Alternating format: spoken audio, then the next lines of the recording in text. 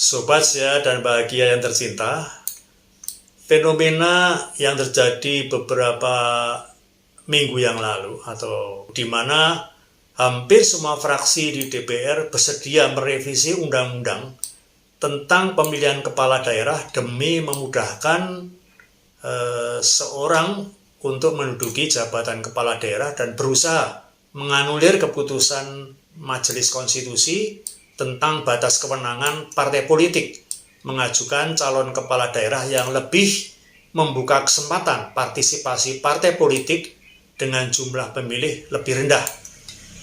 Adalah situasi yang kontroversial dan bisa dilihat dari berbagai sudut pandang, termasuk etika, hukum, politik, dan psikologi.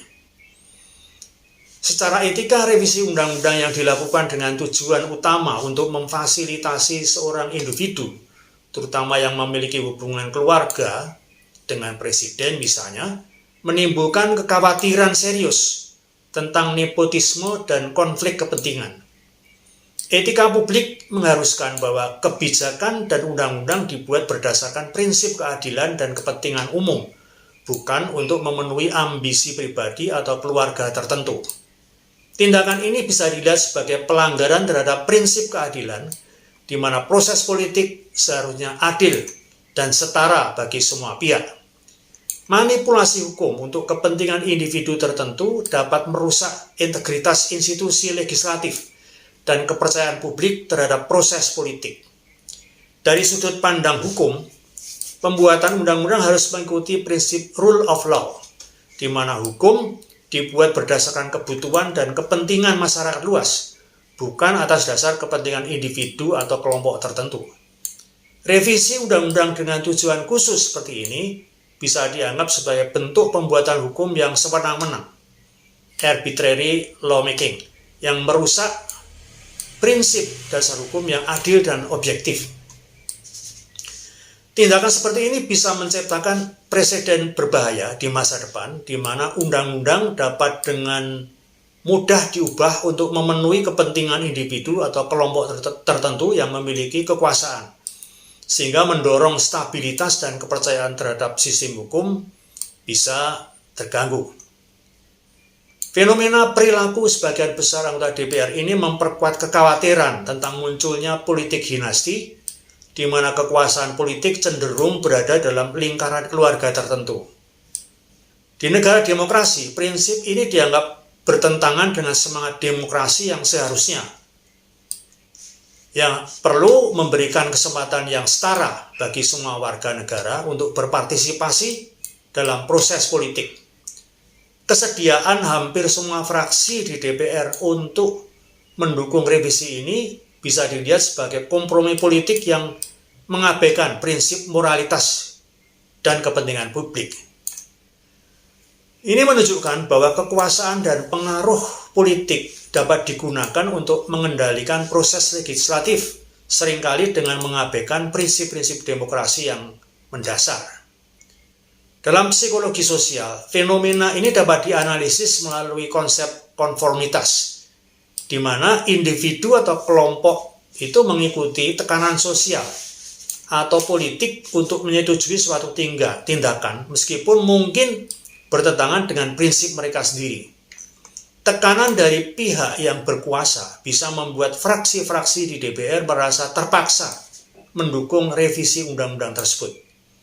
Fraksi-fraksi DPR mungkin juga dipengaruhi oleh bias kognitif seperti in-group favoritism atau kecenderungan untuk mendukung kelompok atau individu yang memiliki hubungan dengan kekuasaan. Motivasi untuk mempertahankan kekuasaan atau mendapatkan keuntungan politik dari hubungan dengan siapapun, presiden misalnya, dapat menjadi faktor yang mendorong tindakan ini. Melihat dari begitu banyak dukungan terhadap praktek nepotisme keluarga di DPR ini, membuat kita perlu menelisik latar belakang dan kualitas sebagian anggota DPR dengan sistem pemilihan yang korup, seperti melalui sogokan dan suap pemilih yang akan menciptakan lingkungan yang sangat rentan terhadap tindakan yang tidak etis. Sebagian anggota DPR yang terpilih melalui proses pemilihan yang diwarnai oleh sogokan atau suap kepada pemilih yang cenderung berasal dari latar belakang yang kurang mengedepankan integritas dan moralitas. Mereka mungkin lebih fokus pada keuntungan pribadi atau kelompok daripada melayani kepentingan publik. Hal ini karena mereka merasa berhutang kepada pihak-pihak yang membantu mereka untuk menang melalui cara-cara yang tidak etis, sehingga kepentingan umum jadi diabaikan. Kandidat yang terlibat dalam praktek korupsi untuk mendapatkan jabatan ini cenderung kurang kompeten atau kurang memiliki pengalaman yang relevan. Mereka mungkin lebih mengandalkan kekuatan finansial atau dukungan dari jaringan oportunis ketimbang kualitas individu yang sejati, seperti pemahaman tentang hukum, politik, atau administrasi publik. Sistem pemilihan yang diwarnai oleh suap dan sogokan mengurangi kesempatan bagi kandidat yang kompeten dan bermoral untuk memenangkan pemilu secara adil. Ketika pemilihan ditentukan oleh uang atau pengaruh daripada kualitas kandidat, maka hasilnya adalah terpilihnya anggota DPR yang lebih peduli pada kepentingan pribadi atau kelompok mereka. Kandidat yang terlibat dalam sogokan kepada pemilih mungkin saja memiliki jaringan pendanaan ilegal atau dukungan dari kelompok-kelompok kepentingan tertentu. Setelah terpilih, mereka merasa perlu membayar dukungan tersebut dengan mendukung kebijakan atau tindakan yang menguntungkan para pemberi dukungan, meskipun bertentangan dengan kepentingan publik. Dalam lingkungan politik yang oportunis, pragmatisme seringkali mengalahkan prinsip. Anggota DPR yang terpilih melalui cara-cara korup mungkin lebih fokus pada bagaimana mempertahankan kekuasaan dan keuntungan pribadi mereka daripada menjalankan prinsip-prinsip etika dan melayani rakyat. Mereka lebih cenderung mendukung kebijakan atau revisi undang-undangan yang menguntungkan kelompok mereka, bahkan jika itu dinilai tidak etis.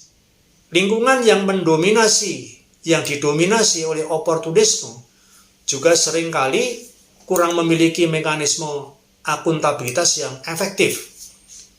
Anggota DPR yang melakukan tindakan tidak etis seringkali merasa aman karena kurangnya pengawasan, sanksi yang lemah, atau jaringan perlindungan politik yang kuat. Ketika mayoritas anggota DPR memiliki latar belakang dan terpilih melalui sistem yang korup, ini cenderung menghasilkan dukungan luas terhadap kebijakan atau tindakan yang tidak etis, seperti contohnya dengan merevisi undang-undang yang menguntungkan individu tertentu. Mereka mungkin melihat ini sebagai cara untuk membalas budi atau menjaga posisi mereka dalam lingkungan politik yang korup. Sistem yang korup tidak hanya mempengaruhi siapa yang terpilih, tetapi juga kualitas undang-undang yang dibuat. Anggota DPR yang terpilih dengan cara-cara tidak etis cenderung kurang peduli dengan kualitas legislasi yang dihasilkan dan lebih berfokus pada bagaimana legislasi tersebut dapat digunakan untuk keuntungan mereka atau kelompok mereka. Sistem yang korup menghasilkan anggota DPR yang tidak benar-benar mewakili kepentingan rakyat, melainkan mewakili kepentingan segelintir elit atau kelompok yang memiliki kekuasaan finansial. Ini menyebabkan kegagalan dalam representasi dan melemahkan prinsip-prinsip demokrasi yang sejati. Keterkaitan antara latar belakang dan kualitas anggota DPR dengan sistem pemilihan yang diwarnai sogokan dan suap menciptakan lingkungan politik yang korup dan oportunitis. Anggota DPR yang terpilih melalui cara-cara tidak etis cenderung mendukung kebijakan dan tindakan yang mencerminkan kepentingan masyarakat luas, tetapi lebih berfokus pada keuntungan pribadi atau kelompok mereka. Ini merusak integritas sistem politis, mengikis kepercayaan publik, dan menurunkan kualitas legislasi yang pada akhirnya merugikan demokrasi dan kepentingan publik secara keseluruhan.